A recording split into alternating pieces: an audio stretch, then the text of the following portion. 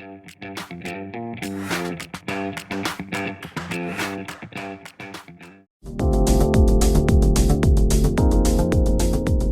English learners. Welcome back to English Pod. My name is Marco. And I'm Erica. And today we have a fun and scary dialogue. That's right. This lesson is full of language you can use to talk about being scared. All right, so we're going to be looking at a scary lesson today, and we have nothing to preview, so let's listen to this dialogue and see why everyone is so scared.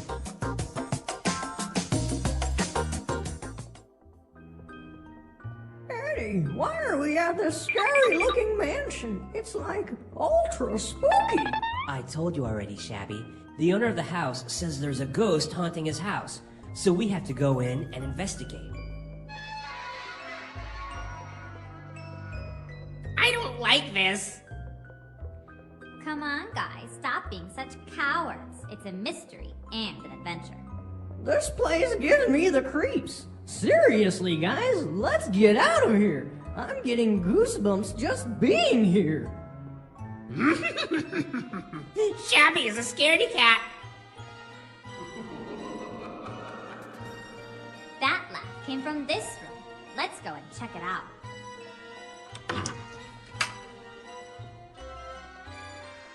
Look, a ghost! Run!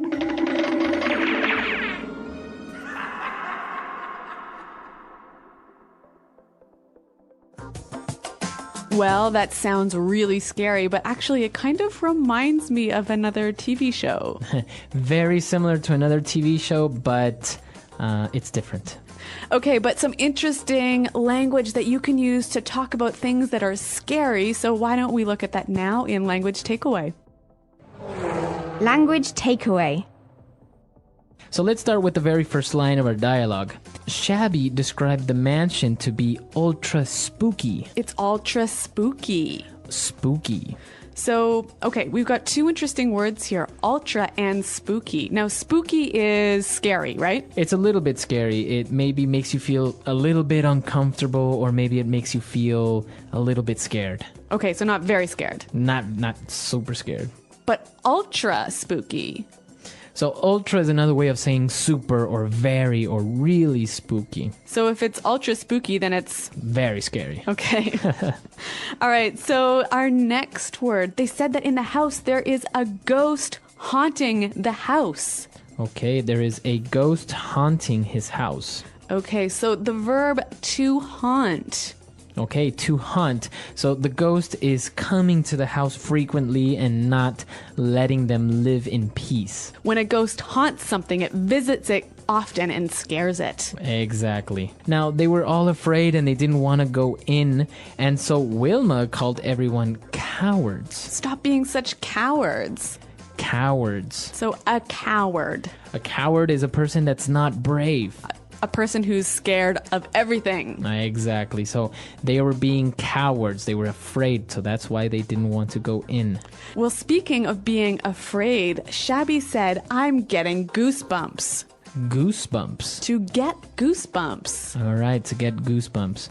Now, goosebumps, it may sound a little bit strange, but it's very easy when you're scared or maybe you're cold. Mm-hmm. The skin on your arms or on your back, it gets a little bit bumpy. So your skin looks like chicken skin. Exactly, chicken skin. And that's actually how we call it in Spanish, chicken skin. But this is goosebumps, so I guess it's kind of similar. A goose? Yeah, same idea. Goosebumps. All right, and finally, Scruffy said, Shabby is a scaredy cat. A scaredy cat. A scaredy cat. You're a scaredy cat. Well, a scaredy cat is not really a cat, right? No. It's a person who is afraid of everything. Okay. Similar to a coward. But more informal. Much more informal. So somebody is a scaredy cat. And I think even a little bit more juvenile. As adults, children use it. Yeah, as adults, you wouldn't say he's a scaredy cat. All right, great. So some interesting, scary language. I think we need to hear it one more time, slowed down in the dialogue. Eddie, why are we at this scary-looking mansion? It's like ultra spooky. I told you already, Shabby. The owner of the house says there's a ghost haunting his house, so we have to go in and investigate. I don't like this. Come on, guys, stop being such cowards. It's a mystery and an adventure.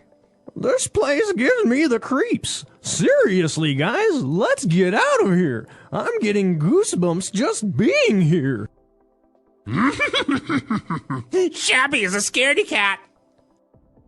That laugh came from this room. Let's go and check it out. Look, a ghost! Run! Okay, so now that we understand all the vocabulary we saw in language takeaway, why don't we take a look at 2 phrases now in Fluency Builder? Fluency Builder. Well, Shabby said, we're at this scary-looking mansion. Scary-looking mansion. So a scary-looking mansion. Okay, so the mansion looks scary. All right, so a mansion is a big house, right, that looks very scary. Now, this is a really useful and helpful pattern you can use with English. Something looking, so adjective looking. Right, so you can say good looking. And there's lots of examples, so why don't we hear a few more now? Example 1. That guy is making me nervous. He's really creepy looking. Example 2. I saw the craziest looking house today. It was built upside down. Example 3.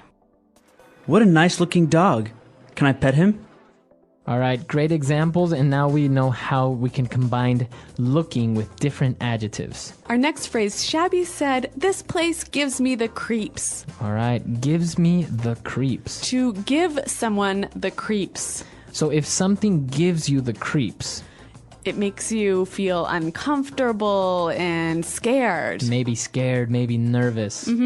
Okay, so why don't we give some examples? I could say, hey, Marco, see that guy over there? He keeps looking at me. He's giving me the creeps. Okay. Or I can say, clowns give me the creeps. Oh, that's right. You're afraid of clowns. I am afraid of clowns. Okay. They give me the creeps. All right. Well, it's a really helpful, useful phrase to use when you're talking about being afraid. Now, why don't we listen to the dialogue one final time?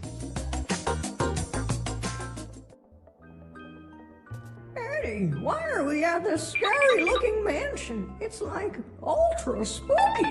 I told you already, Shabby. The owner of the house says there's a ghost haunting his house, so we have to go in and investigate. I don't like this. Come on, guys, stop being such cowards. It's a mystery and an adventure. This place gives me the creeps. Seriously, guys, let's get out of here. I'm getting goosebumps just being here. Shabby is a scaredy cat. That laugh came from this room. Let's go and check it out.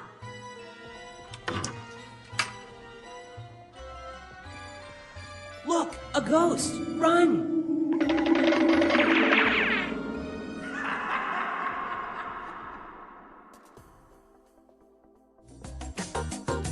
Okay, so an interesting dialogue about ghosts and haunted houses.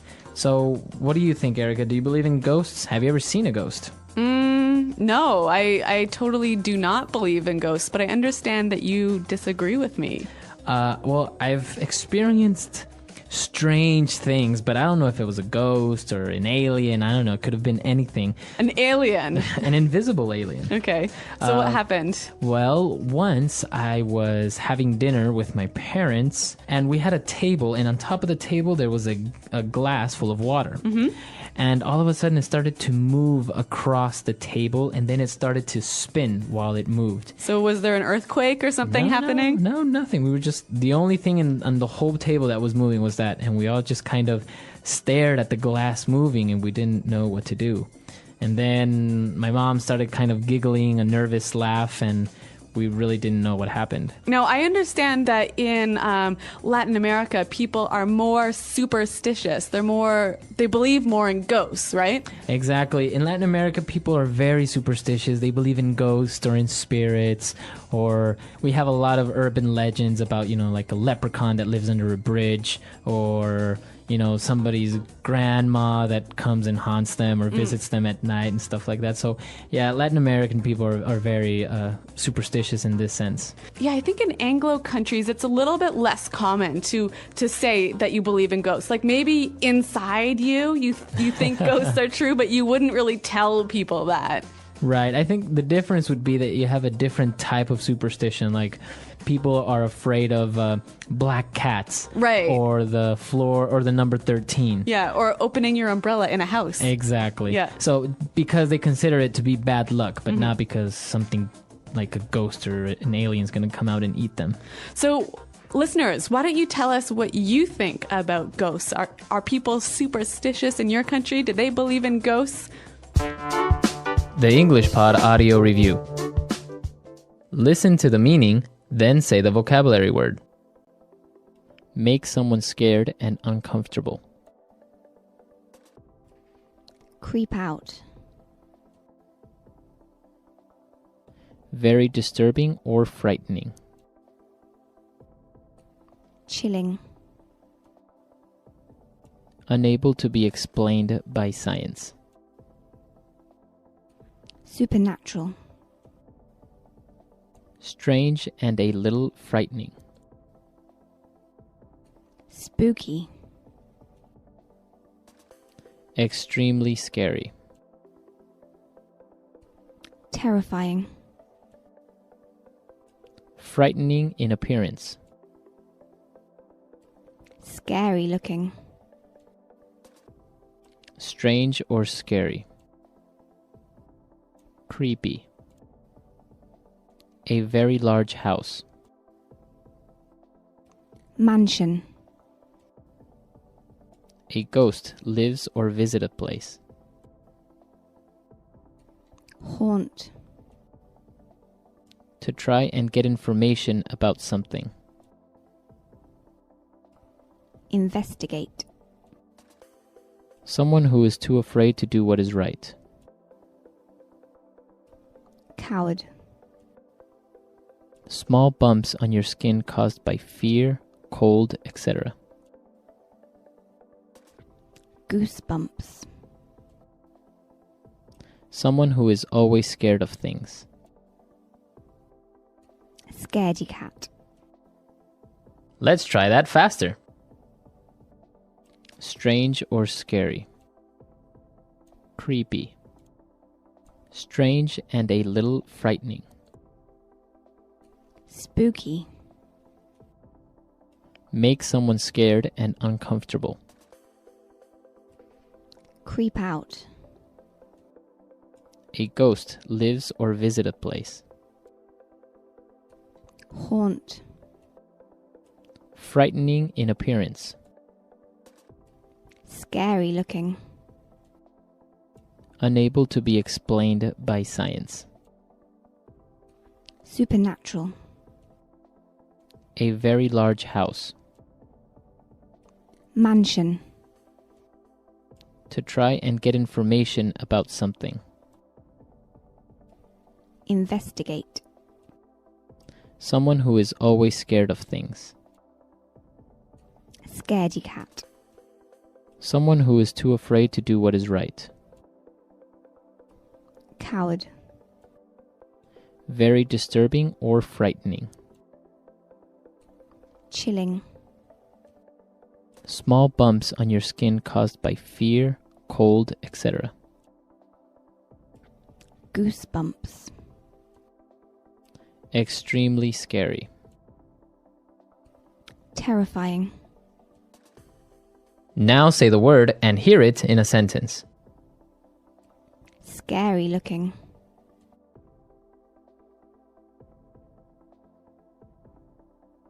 That guy is making me nervous. He's really creepy looking. Scary looking.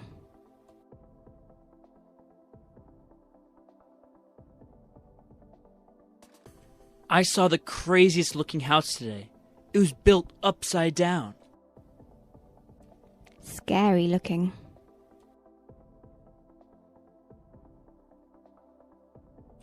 What a nice looking dog. Can I pet him? Spooky.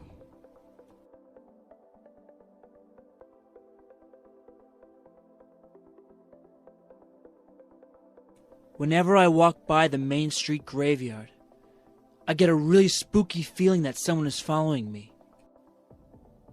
Spooky.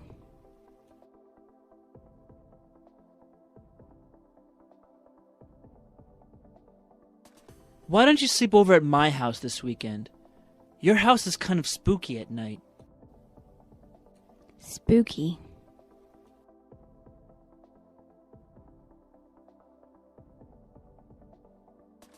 That was so spooky!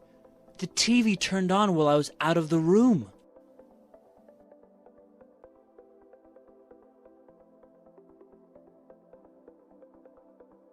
Walking alone at night gives me the creeps. I always feel like someone is going to attack me.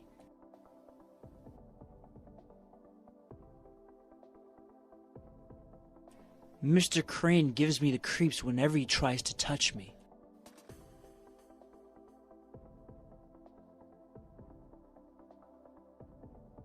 Small, dark spaces always gives my sister the creeps. Goosebumps.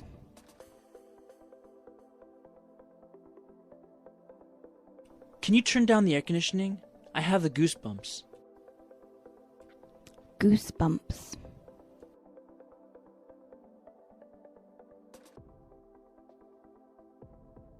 When I think about how the murderer lived near my house, I get goosebumps. Goosebumps. Do you get goosebumps when you watch scary movies?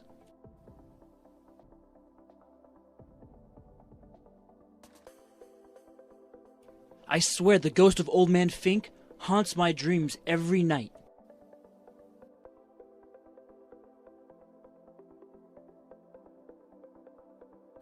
David told me that there's a ghost that haunts the 7th floor of this hotel.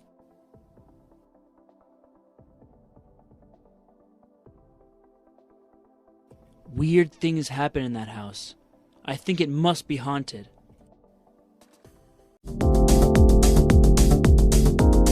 Hello, English learners, and welcome to English Podcast Zone. My name is Marco. I'm Amira. Hey, Amira, how are you today? I'm doing great. What about you? I'm doing pretty good. I'm excited about this lesson that you have for us today.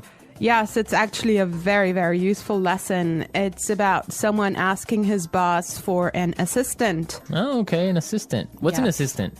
Well, it's someone who helps you with your work around the office. Okay, great. So let's listen to this dialogue, and when we come back, we'll take a look at all the interesting and useful vocabulary that you'll find.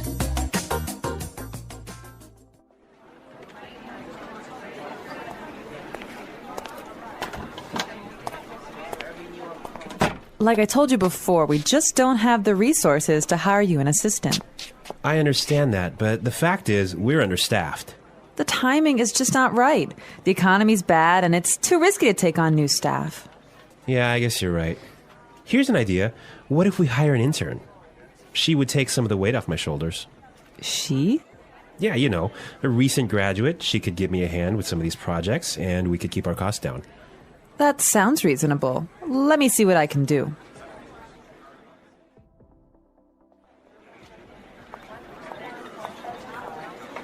Tony, I'd like to introduce you to your new assistant. Okay, great. Let's meet her. Hi, I'm Adam. Oh, hi, I'm Tony. And we're back. Tony, he's surprised, huh? Yeah, he's, I don't know why, though, he's surprised. I think we should talk about that a little bit later. Yes, for now, let's look at some interesting vocabulary and phrases here. Marco, I know you've chosen one for us. Yeah, the first one that I want to take a look at is resources. Resources. Resources. Resources. And that means, in this text, basically money. Right. So the office doesn't have enough money. Okay. I've chosen another interesting word for you, and that's understaffed. Understaffed. Understaffed. Understaffed. Now, understaffed means that they don't have enough people working there. They don't have enough workers. Right, they don't have enough employees. Perfect. Okay. The next one is timing is just not right. The timing is just not right. The timing is just not right. The timing is just not right. Okay, let's listen to how we can use this entire phrase in a different situation so then we can understand what it means. Let's listen.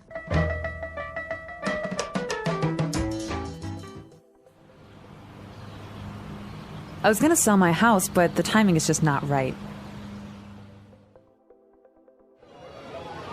Honey, I think we should have a baby. The timing is just not right.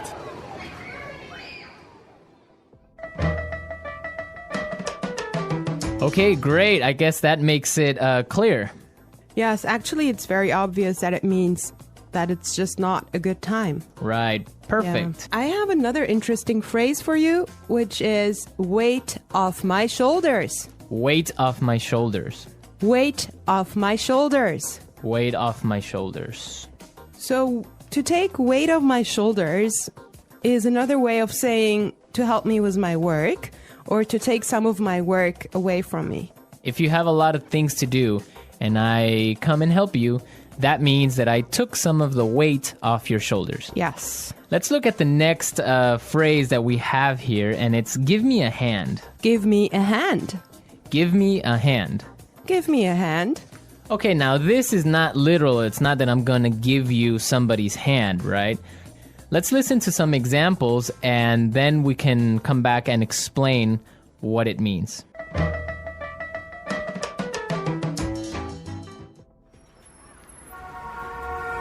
Can you give me a hand with these boxes?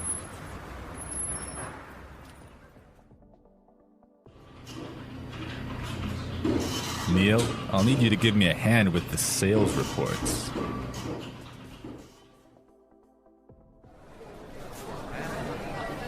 Here, let me give you a hand with your suitcase.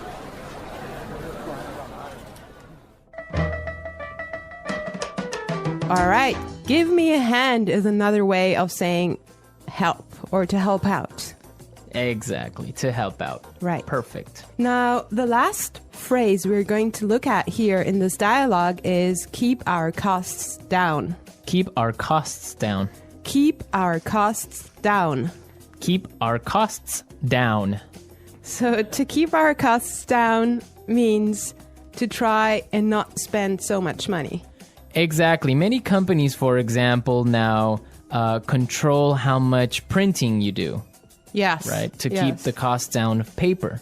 Yeah, so in other words, they do not want to have unnecessary spending. Perfect. Okay, I think it's time for us to listen to this dialogue one more time. But I want everyone to listen and see why Tony is surprised at the end when he meets his intern, when he meets his assistant.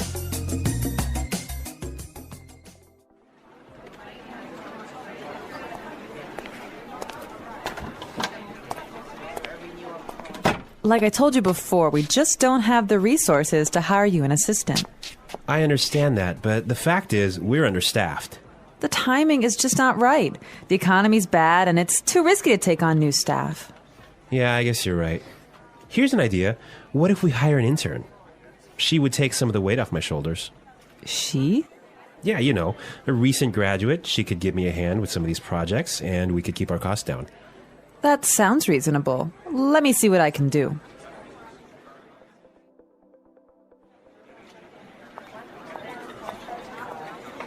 Tony, I'd like to introduce you to your new assistant. Okay, great. Let's meet her. Hi, I'm Adam. Oh, hi, I'm Tony. Well, you know, Marco, I think that Tony was really surprised because he was kind of hoping to have a female intern. Yeah, I think that's exactly what he was expecting. Maybe this guy is a little bit sexist. He thought that an intern should be a girl. But instead, he got Adam. Exactly, and it looks like Adam is really big and really tall because he's got that deep voice. Right. An intern, Marco, do you want to elaborate on that? working at a company with a very low salary or sometimes no salary at all. But what you're gaining is experience and you're learning a lot of things. Everyone who has been an intern or had an intern knows that sometimes they are not treated all that well. Sometimes they just serve coffee or they have to do paperwork. Or like photocopying things. Exactly. Yeah. But some internships are really, really cool, and some are really good experiences for learning. Yes, definitely. Actually, I know a friend of mine. She used to work as an intern in one of those really big companies, and she told me that she has gained so much experience doing that. Yeah, I mean, even if you don't get paid, the experience that you get is really good. And that just opens doors for maybe getting another job. Or sometimes the interns get hired by the company to stay because they do such a good job. Yeah, I think that's mostly the case, huh? Yeah, that happened to me once. I started working as an intern, and after 3 months, I was hired by the company. So it does happen, believe me. So you did a good job. Yeah, of course. All right, folks, we're out of time today. I hope that you enjoyed our lesson, and we'll be back tomorrow with another really cool and really interesting lesson from English Pod. And Marco and I would love to receive your comments and suggestions that you can leave on our community forum. The English Pod Audio Review. Listen to the meaning, then say the vocabulary word. Money. Resources. Not enough people to do the job. Understaffed. It's not a good time now. The timing is just not right. Remove pressure or stress. Weight off my shoulders. Help. Give me a hand. It's okay. That sounds reasonable. Hire. Recruit. Working too much. Overworked. Not enough people to do the job. Short-staffed. Reduce spending. Cut costs. Having too many employees. Overstaffed. Let's try that faster. Working too much. Overworked. Remove pressure or stress. Weight off my shoulders.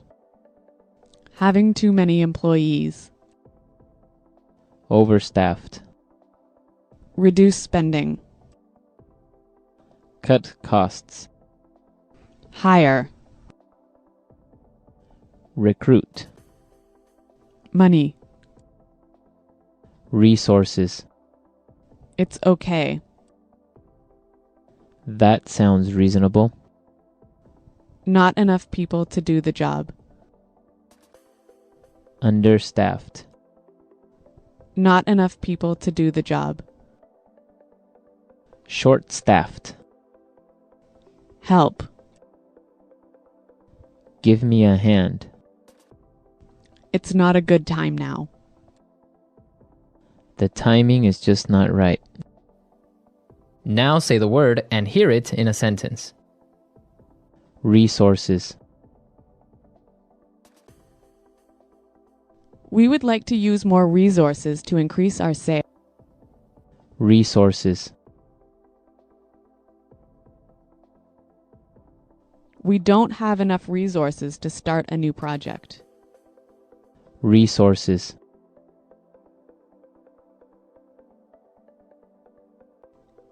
Intel has a lot of resources for research and development. Understaffed.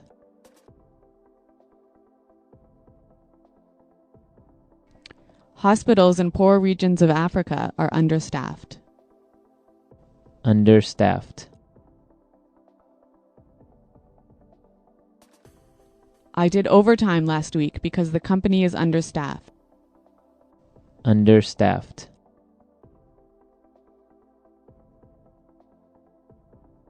The factory is producing less than usual because it's understaffed. The timing is just not right.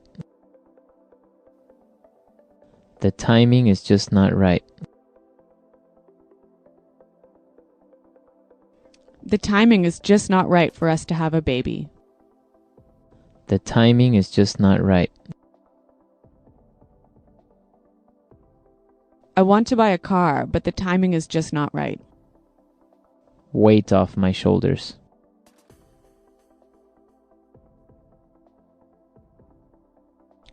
Could you help me plan the party? That would really take some of the weight off my shoulders.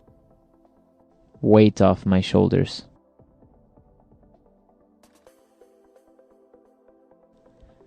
Finishing that project was a big weight off my shoulders. Weight off my shoulders. Winning the lottery took a great weight off my shoulders. Give me a hand. Can you give me a hand with these boxes? Give me a hand. Neil, I'll need you to give me a hand with the sales report. Give me a hand. Here, let me give you a hand with your suitcase.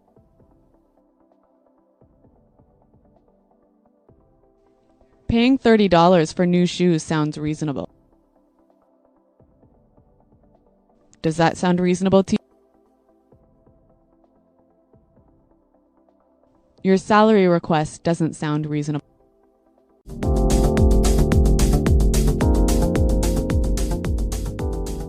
Hello, everyone, and welcome back to another lesson here at English Pod. My name is Marco. And my name is Catherine. And today, Marco, you and I are talking about movies, right? We're talking a little bit about movies, but mostly we're having a big argument. Okay, I kind of like arguments. Lots of great words and phrases for you to learn here in English. But we've got an upper intermediate level lesson with some people who are not getting along very well. So it's a couple, a guy and a girl, and they're having a fight, as couples do. So we're going to be learning a lot of the different language that they are using in this very heated debate. So let's listen to this dialogue for the first time, and then we'll be right back.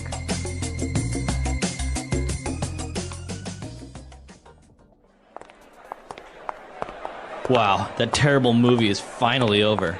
Next time I'm picking the film because I don't want to end up seeing a chick flick. well, you should have picked. In the end, you always complain about everything. Not everything, just this film. Even the title is ridiculous, and it's so long. Those were the 2.5 most wasted hours of my life. So much so that I'm thinking about asking them to give me my money back. I'm thinking of taking you back home. I thought we could have a nice evening, but you're always so negative. I'm only complaining about a movie that I could have rented or bought and then thrown in the garbage. You see? That's what I'm talking about. I can't stand your sarcastic jokes anymore. Next time, go with your gay friend who's more in touch with his feelings. Well, he's more of a man than you are. At least he appreciates love stories. Love stories? More like one-night stands. Don't criticize Mario, or else I'll start on those fat drunk friends of yours. They're no saints. My friends? Fat? What about those whales you call friends? You're unbearable. You can walk home. I'm leaving. Fine.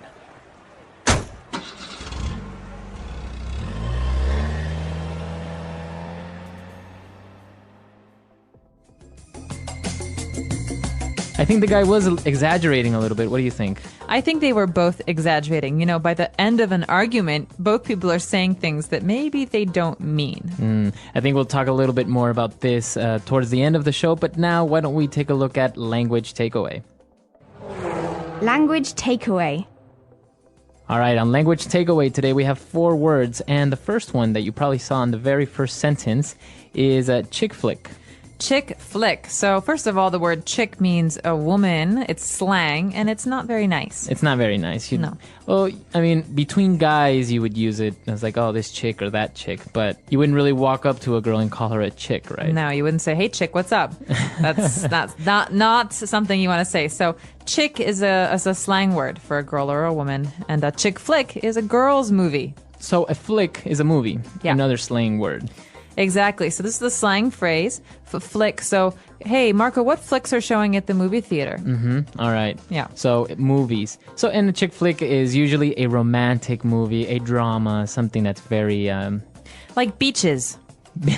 Beaches is a chick flick. I don't know if you've ever seen that. I've never seen it. Also, He's Just Not That Into You is one of those new chick flicks. Or like How to Lose a Guy in 10 Days. How to Lose a Guy in 10 Days. Or The Devil Wears Prada. Bride Wars. Wow, lots of chick flicks. I've actually never seen any one of these except How to Lose a Guy in 10 Days. I've actually only seen that one. All right, so chick flick is a girl's or women's movie. And next up we have a word, sarcastic. We're talking about sarcastic jokes. So, sarcastic jokes or somebody being sarcastic. God, Marco, you're always so sarcastic. So, what would sarcasm sound like? Yeah, he's really funny. All right, so it's not really what you're saying, it's kind of how you're saying it.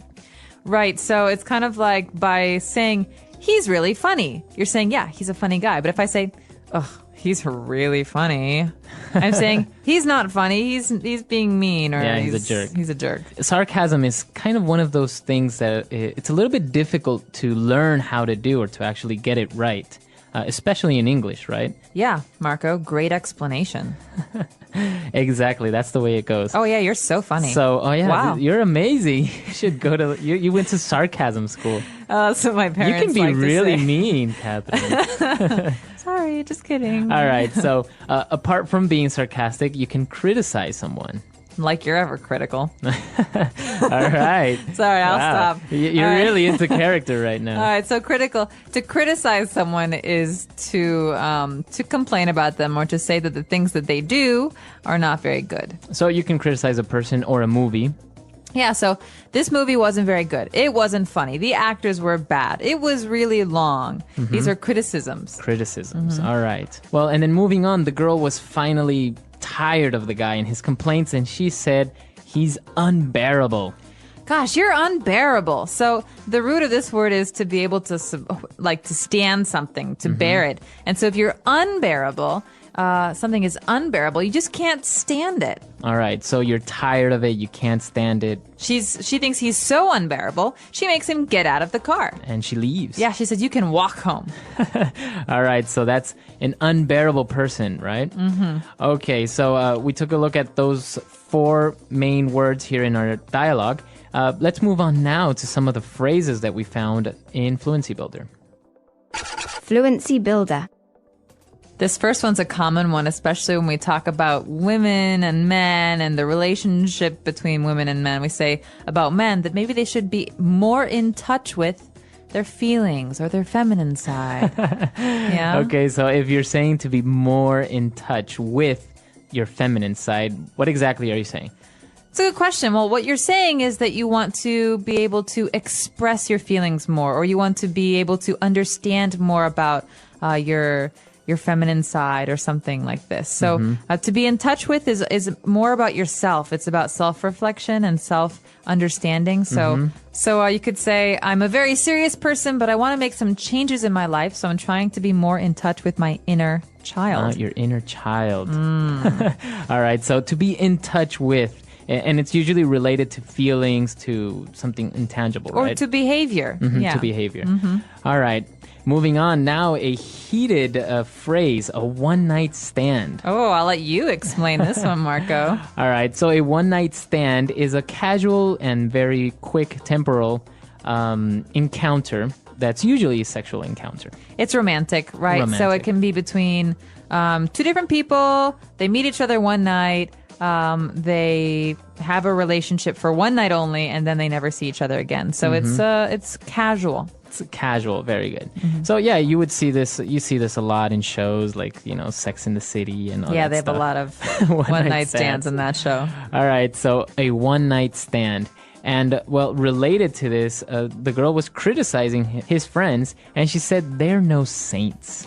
Okay, so we could say this in many different ways. He's no saint. She's no saint. Or I'm no saint. You're no saint. So a saint is a good person. It's a word that we use in religion to say someone who's like Mother Teresa or someone who's just really good and kind and doesn't commit any sins. Exactly. And so to say I'm no saint is to say, well, I do bad things or I say bad things. I'm not perfect. Okay, so he or they're no saints. They do bad stuff too. Yeah, very good. So that's the way that you would use he's no saint. They're no saints.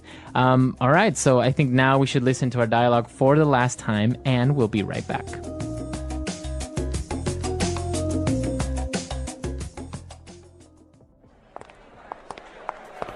Wow, that terrible movie is finally over. Next time I'm picking the film because I don't want to end up seeing a chick flick. Well, you should have picked. In the end, you always complain about everything. Not everything, just this film. Even the title is ridiculous, and it's so long. Those are the 2.5 most wasted hours of my life. So much so that I'm thinking about asking them to give me my money back. I'm thinking of taking you back home. I thought we could have a nice evening, but you're always so negative. I'm only complaining about a movie that I could have rented or bought and then thrown in the garbage. You see? That's what I'm talking about. I can't stand your sarcastic jokes anymore. Next time, go with your gay friend who's more in touch with his feelings. Well, he's more of a man than you are. At least he appreciates love stories. Love stories? More like one-night stands. Don't criticize Mario, or else I'll start on those fat, drunk friends of yours. They're no saints. My friends? Fat? What about those whales you call friends? You're unbearable. You can walk home. I'm leaving. Fine.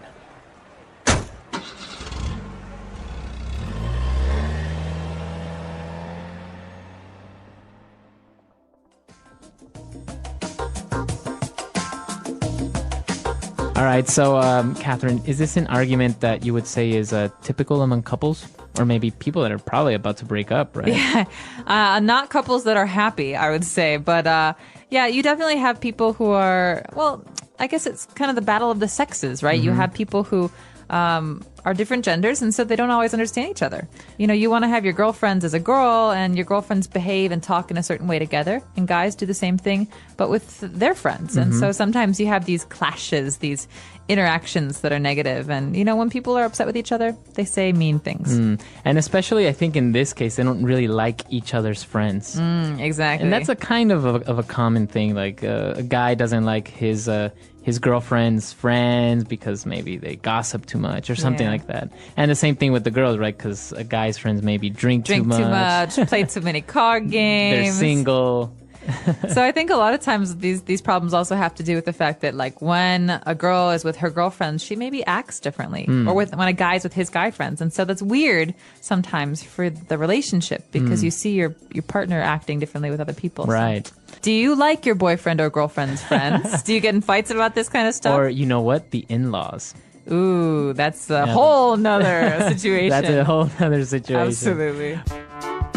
The English Pod Audio Review.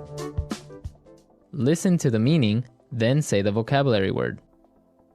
A film that appeals to women. Chick flick. The use of words to show irritation. Sarcastic. To be in close contact with. In touch with. A random and temporary romantic encounter. One night stand. To express disapproval. Criticize. Too bad to be accepted or endured. Unbearable. Let's try that faster. To be in close contact with. In touch with. To express disapproval. Criticize. A film that appeals to women. Chick flick. The use of words to show irritation. Sarcastic. A random and temporary romantic encounter. One night stand. Too bad to be accepted or endured. Unbearable. Now say the word and hear it in a sentence. Chick flick.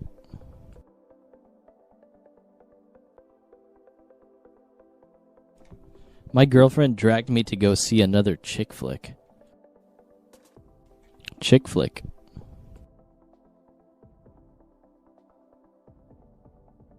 This channel only shows chick flicks. Chick flick.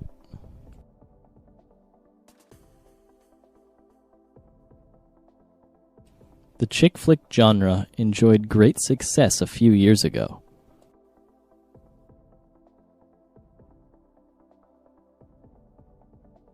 I can't stand the weather here. It's too hot.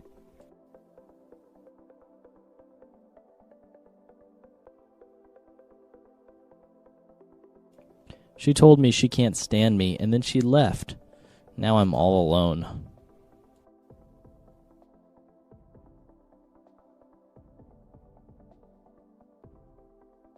Turn that music down. I can't stand country western. Sarcastic.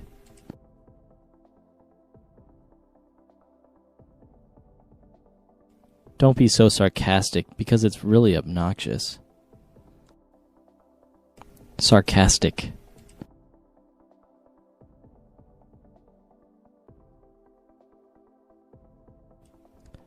Thank you for the wonderful service, the customer said sarcastically.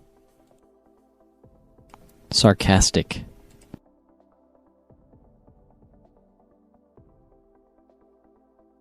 Many performers use sarcasm for comedic effect. In touch with.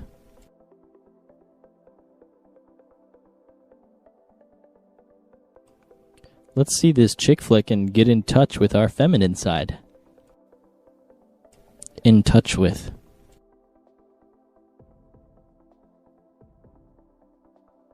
He's just more in touch with his feelings, but he's not gay. In touch with.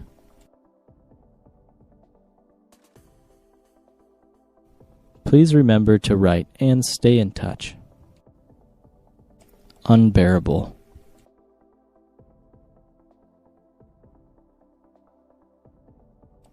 I couldn't stand the flight attendant's unbearable politeness.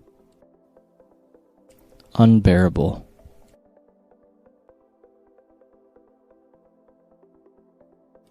The summers here are unbearable because of the heat.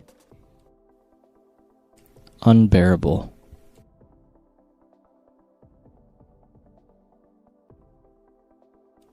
This music is unbearable. Turn it down.